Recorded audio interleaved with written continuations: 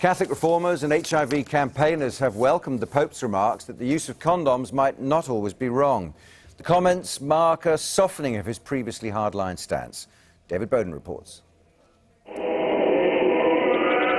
The Pope has created 24 new cardinals this weekend, but the world has largely ignored the comings and goings of the Catholic hierarchy because the pontiff has also let it be known that despite decades of opposition, condoms are now okay to use for sex as long as disease prevention and not contraception is the reason.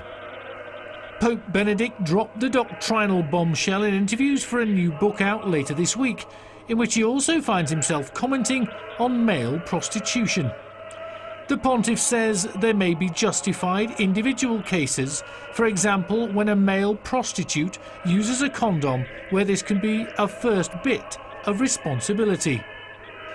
The remarks have been seized on as a dramatic shift in doctrine towards contraception by the Catholic Church, but followers say it's not a change in direction, just a clarification.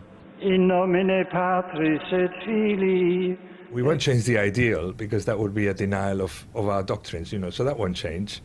But, in practical terms, in terms of saving lives, the Church has been always keen to save lives. That the parody of the Church being more interested in its dogma than in saving lives is a complete lie. And I think this could be a way to overcome this lie. Nevertheless, the comments come from the same Pope who just last year caused controversy by suggesting condom use could actually worsen the problem of AIDS in Africa. The congregation at Westminster Cathedral, though, seemed largely supportive of the Pope's shift in stance over condoms. Well, I think it's good, isn't it? I mean, he's quite progressive. And I think too much has been said against him as well. So, I go with what he says. I'll agree with him, yes. Because obviously AIDS have got no cure at the moment. So whatever one has to do to prevent themselves from catching the disease, it should be done, really, yes.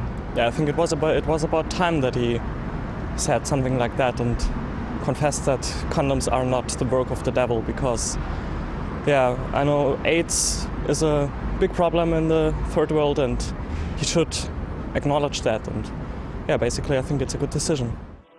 Whatever the Pope's intention, the inevitable consequence of his remarks is likely to be that those in the Catholic Church who've used condoms in the past and felt guilty may now feel they have sinned slightly less as a result of the pontiff's latest pronouncement. David Bowden, Sky News.